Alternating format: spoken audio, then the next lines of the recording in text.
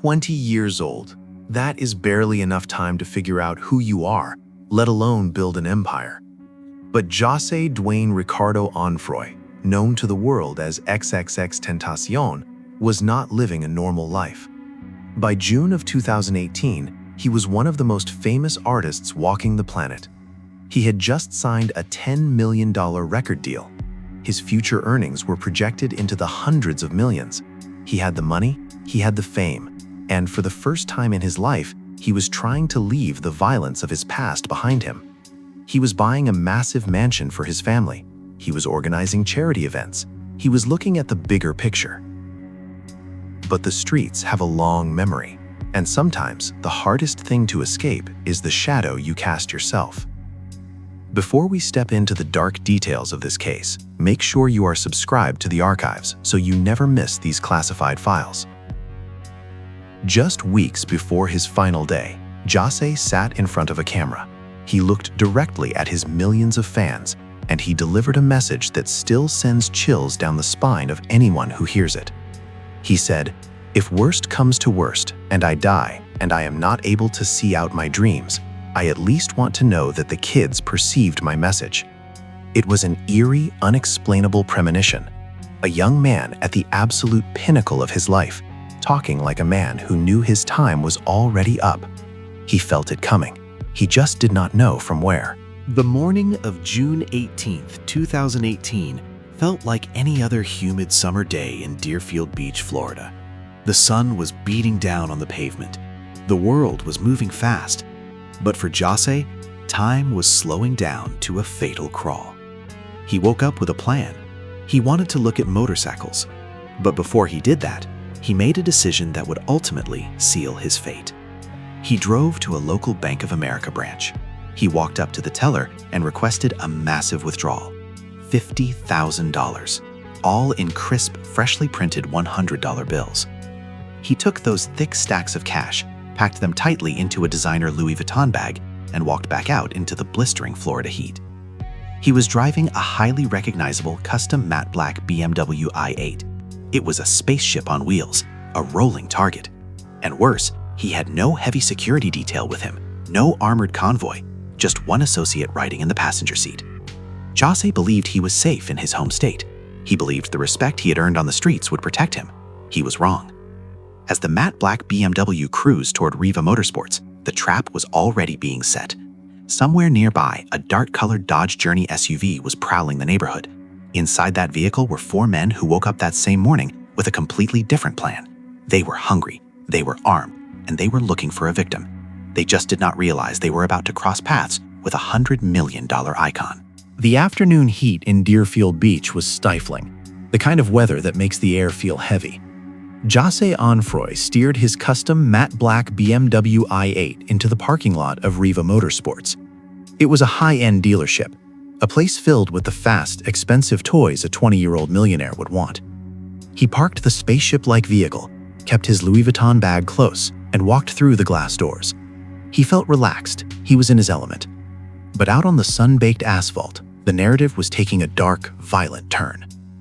Cruising through that same neighborhood, moving like a shark through shallow water, was a dark-colored Dodge Journey SUV. Inside that vehicle sat 4 men whose intentions were purely predatory: Dedrick Williams, Michael Boatwright, Trayvon Newsom, and Robert Allen. They were not out for a joyride. They were actively hunting for a target of opportunity. In their world, a moment of weakness from a wealthy stranger meant a quick payday. They were armed, they were dangerous, and they were looking for a victim. As the Dodge SUV rolled past Riva Motorsports, the men inside saw something that made them hit the brakes. Sitting right there in the open parking lot was a car that screamed massive wealth, the matte black BMW. It was impossible to ignore, and Dedrick Williams knew exactly who owned it. The predators had found their prey.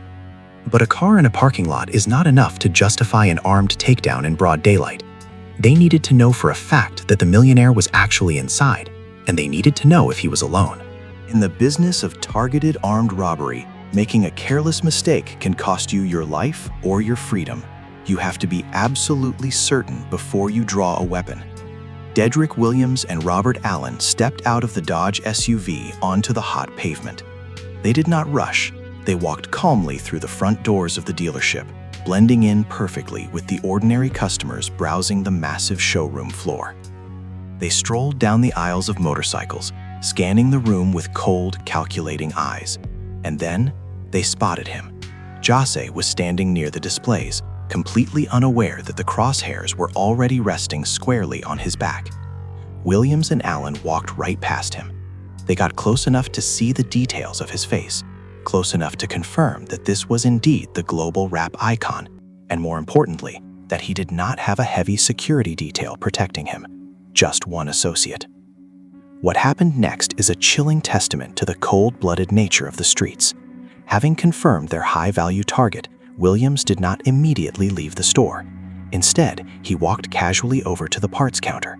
While standing just yards away from the man he was about to help destroy, he pulled out his wallet and purchased a black neoprene face mask. He bought the tool of his crime right in front of his victim. The two men walked back out into the blistering sun and returned to the Dodge SUV. The trap was set. The masks were ready. As Jahseh finished looking at the motorcycles, he had absolutely no idea that his exit route had already been sealed. The interior of Riva Motorsports was cool and quiet. Jahseh Onfroy spent nearly half an hour inside, looking at the sleek machines, oblivious to the deadly machinery shifting into gear just beyond the glass doors. He was a young man with the world at his fingertips, taking a moment to enjoy the fruits of his relentless labor. But outside, in the suffocating Florida heat, patience was wearing thin. Dedrick Williams and Robert Allen did not wait in the parking lot where they could be easily spotted by security cameras. They knew better.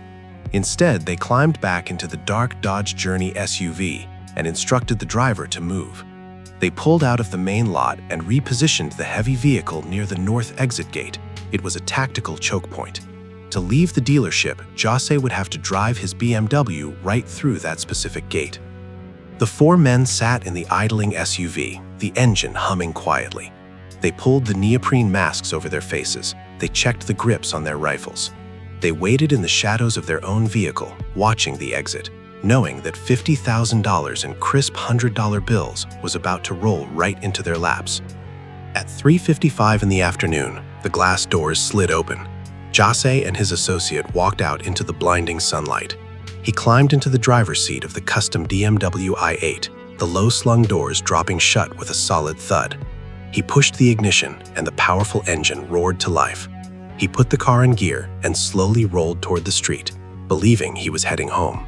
As the front tires of the matte black BMW approached the exit gate, the trap was violently sprung. The dark Dodge SUV surged forward with sudden, terrifying speed, violently cutting across the path of the BMW and slamming the brakes. The exit was completely blocked.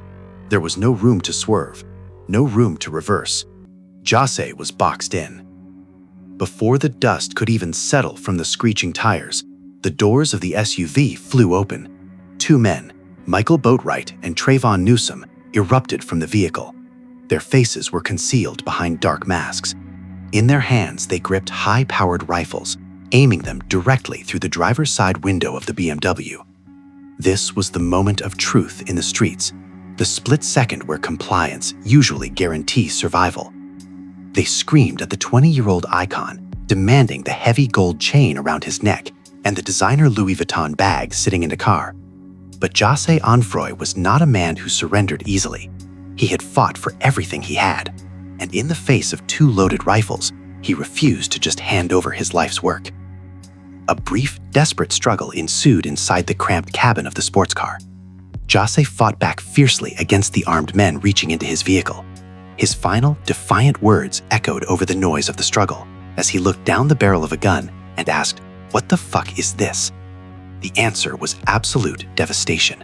Without hesitation, Michael Boatwright squeezed the trigger. Multiple deafening shots rang out, shattering the quiet afternoon air and striking the young millionaire point blank in the neck. The deafening echo of the rifle fire rolled across the hot asphalt of Riva Motorsports, and then a chilling silence fell over the intersection. Inside the custom matte black BMW, the violent struggle was over. Jahseh Onfroy, a 20-year-old visionary who had just signed a $10 million deal, slumped back into the leather driver's seat. He was bleeding profusely from multiple gunshot wounds to the neck. The life of a global icon was slipping away in the blinding Florida sun, all for a bag of cash. The two masked gunmen, Michael Boatwright and Trayvon Newsom, did not hesitate to claim their violent prize. With the driver completely incapacitated, they reached into the sports car and violently snatched the designer Louis Vuitton bag containing $50,000 in crisp, newly minted $100 bills. They also ripped the heavy gold chain from his neck. It was a brutal, calculated execution that took only seconds. They sprinted back to the idling dark-colored Dodge Journey SUV. The heavy doors slammed shut, the tires shrieked against the pavement, and the vehicle tore out of the parking lot, vanishing into the maze of Deerfield Beach streets. They left behind a scene of absolute devastation. Within moments, the quiet afternoon was shattered by the chaotic screams of witnesses. But in the modern era, tragedy is often met with the cold lens of a camera before a helping hand. Bystanders rushed to the bullet-riddled BMW, not to perform first aid, but to pull out their cell phones. Horrifying footage of the young millionaire sitting lifeless in his $150,000 car began flooding the internet before the police even arrived on the scene. The world was watching a murder unfold in real time, but the authorities were already piecing together a trail of evidence. First responders arrived with sirens screaming, cutting through the heavy summer air. Paramedics pulled Jahseh from the vehicle, desperately trying to stop the catastrophic bleeding. He was rushed to the nearby trauma center at Broward Health North. The doctors fought to save the young man who had promised his millions of fans that his message would survive him. But the damage from the close-range rifle fire was simply too severe. Shortly after arriving at the hospital, Jahseh Onfroy was officially pronounced dead. The news sent shockwaves across the globe. Millions of fans mourned the sudden, violent end of a musical prodigy. The streets had claimed another life, proving that no amount of money or fame can make a man bulletproof. To the public, it seemed like the perfect crime: a coordinated ambush, masked gunmen, and a clean getaway with $50,000 in untraceable cash. But the men in the dark Dodge SUV were not criminal masterminds. They were greedy, arrogant, and dangerously reckless. They had just assassinated one of the most famous musicians on Earth, triggering a massive nationwide manhunt led by seasoned homicide detectives. Instead of laying low and hiding the blood money, the killers felt a twisted sense of pride. Just hours after the fatal shots were fired, the very same men who pulled the trigger made a fatal mistake. They logged onto social media, turned on their cameras, and began flashing thick stacks of crisp $100 bills. Homicide detectives in Broward County are no strangers to violent crime. But when a global superstar is gunned down in broad daylight, the pressure to solve the case becomes absolute. The crime scene at Riva Motorsports was immediately locked down and surrounded by yellow police tape. Investigators began combing through the shattered glass and the blood-stained interior of the matte black BMW i8. They were looking for fingerprints, shell casings, and any physical trace the masked gunman might have left behind in their frantic escape. But in modern police work, the most damning evidence rarely comes from the asphalt. It comes from the digital eye that never blinks. Detectives marched straight into the dealership and demanded every single frame of high-definition surveillance footage. They watched the entire tragedy unfold from multiple angles. They saw the dark Dodge Journey SUV stalking the parking lot. They watched the violent, coordinated ambush at the north exit gate. The killers believed their black neoprene masks made them invisible ghosts. They believed they had executed the perfect, untraceable robbery. But criminal arrogance almost always leads to a fatal miscalculation. The detectives rewound the footage to the quiet moments before the shooting. They watched as two of the suspects casually walked through the showroom doors to confirm the identity of their wealthy target. One of those men walked right up to the parts counter and purchased the very mask he would use in the murder. And as he stood under the bright dealership lights, he was wearing something that immediately caught the eye of a seasoned investigator. It was a pair of bright, unmistakable orange sandals. Dedrick Williams had worn them straight into the store, completely unaware that the high-resolution security cameras were capturing his face, his clothing, and his distinct footwear. It was a staggering level of carelessness for a man planning a capital murder. With a crystal-clear image of his face from a counter footage, Law enforcement databases quickly identified Williams. The digital dragnet was instantly cast over the city. When detectives began pulling the social media profiles of Williams and his known associates, they did not have to look hard for a motive or a confession. It was broadcasting live to the world. Just hours after leaving a 20-year-old icon bleeding to death in a luxury sports car, these men were celebrating. They posted videos of themselves dancing and fanning out thick stacks of crisp, newly minted $100 bills. It was the exact denomination and the exact amount of cash that Jahseh Onfroy had just withdrawn from the Bank of America. The digital footprint perfectly matched the physical evidence. The perpetrators had literally handed the police a verified confession wrapped in street-level bravado. The money they killed for was now the very chain linking them directly to a first-degree murder charge. The investigation shifted from a mystery to a targeted manhunt in a matter of hours. Arrest warrants were swiftly signed by a judge. Heavily armed tactical units began gearing up in the dead of night. The four men who had confidently stalked a millionaire in the afternoon sun were sleeping soundly, clutching their stolen cash. They had absolutely no idea that the full weight of the justice system was already waiting just outside their doors.